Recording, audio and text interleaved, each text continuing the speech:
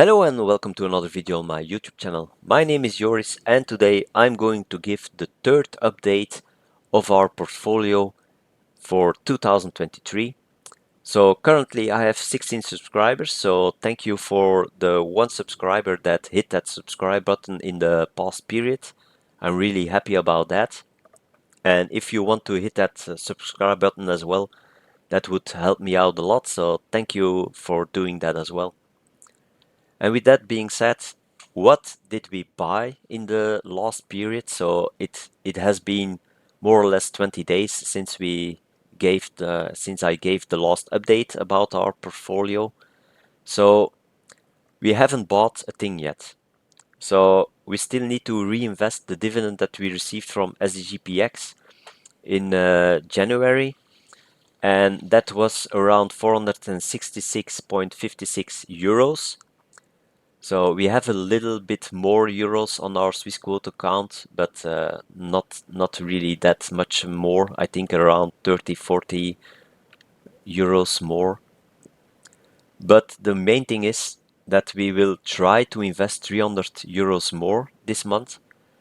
We weren't sure that we would be able to, and it's still not sure completely, as it depends on what we are going to spend in the next 10 days. But we certainly hope that we will be able to invest 300 euros more into FLXD. So that's the Franklin European funds where we invest also sometimes money into.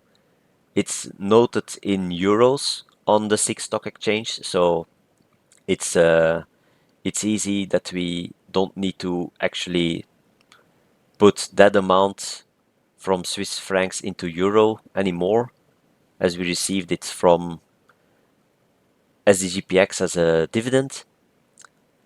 And the main reason why we are still hesitating to buy into the FLXD ETF, because it went down a bit in the past period, and I think it's a great time to buy into it. But the costs that we need to pay in order to invest an amount of 450 euros, it's 13.3 euros, so it's almost 3% of the amount that we would be needed to pay as costs, so that's rather high. And with 300 euros more, we would be able to invest 750 euros, and then the cost will only be 0.05 euros higher. So our percentage of costs would actually drop to 1.78%. So that's a huge difference. And that's why we are actually still waiting on whether or not we will be able to save the 300 euros this month extra, yes or no. Our ETF portfolio right now, it looks like this. So not much changed in the number of shares department because, yeah, we didn't bought a thing. Selling, we are not planning on selling anything of our ETFs in the long foreseeing future. So the only thing that will change is shares going up. But the prices of the ETFs, they changed a bit, of course, in the past 20 days. So the SDGPX, the GLDV, and the FLXD fund, they went down a bit in total this past 20 days. And luckily we had the VHYL, the LDEG, and the XYLF fund that went up a little bit.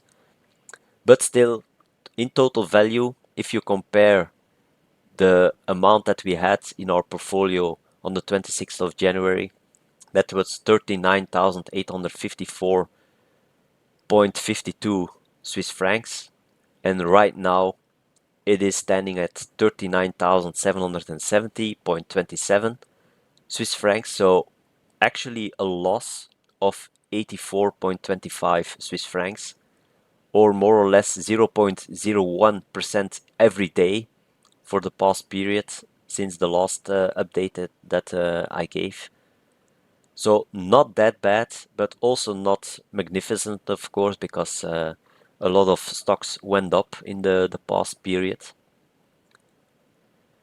But luckily, there is also good news, and that is that we received 2 dividends in the past period. So the first dividend that we received was on the 9th of February, and it was from the XYLF ETF, and that's the covered call ETF on the S&P 500 from Global X. We have 57 stocks from that ETF, and they paid out 0.107084 US dollar, and in total that gave us $6.10 from that ETF. And then the second dividend that we received, it was a little bit later than I expected. So the State Street, they paid out a little bit later than I anticipated, but it was announced on their website, so I should have checked it on beforehand. So that's a mistake that I made.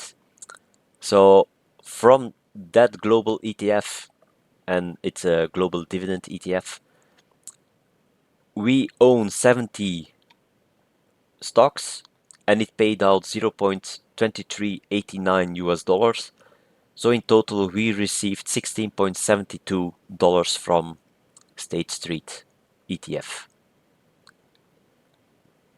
And if you look at the oversight of our dividends that we received for February, so for the GLDV, that's 14.77 Swiss francs. So here I'm doing the recalculation with the amount that is actually on the bottom of the SwissQuote reports that we receive. So $1 was 0.88349 Swiss francs on the moment that we received the dividend. So that converts the dollar amount into 14.77 Swiss francs. And the same is true for XYLF. And as you can see, on the 9th of February, the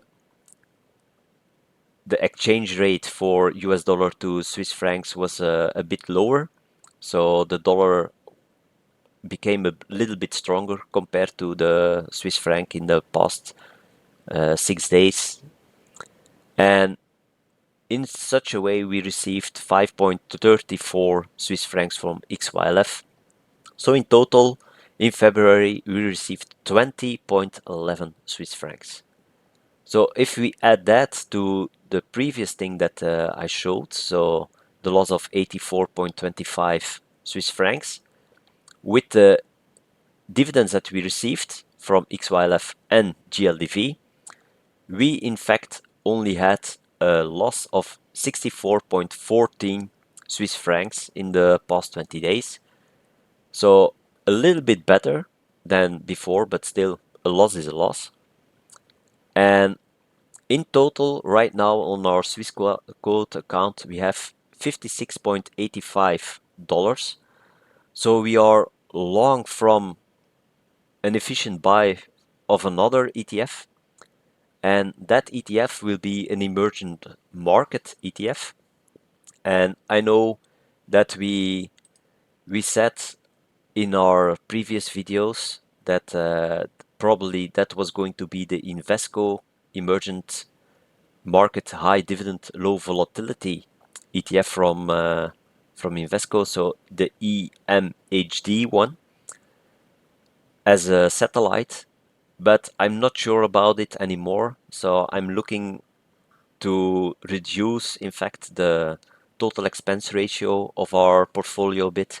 And in that regard, I was doing research about emerging market ETFs on the European stock markets, and I found until now 11 ETFs that invest in emerging markets. So, and one of them is the iShares MSCI EM UCITS ETF. So it's the IEEM ticker symbol on the SIX stock exchange. And that one has a total expense ratio of 0.80%. The dividend yield is much less, but that's not necessarily a bad thing, of course. And yeah, I think I will make a few videos about emerging market ETFs for the next few videos that I will make for this YouTube channel. And at the end of that series, I will decide in which ETF we will invest our dollars amount into. But I think it's really important that we also invest in the emerging markets. That's a region where we still have a hole in our investment region. So I think it's really important that we can do that. But it's going to take a long time before we reach that amount, of course. So we are aiming towards an amount of at least $700 before we invest in an ETF. As I said earlier, yeah, it reduces the costs that we need to make when we buy an ETF to more or less 2%. And yeah, I don't want to be above 2%, so it will be a long way to go. And with that being said, thank you for watching. Please consider subscribing to my YouTube channel. Hit that like button as well if you like, and see you on the next one. Bye.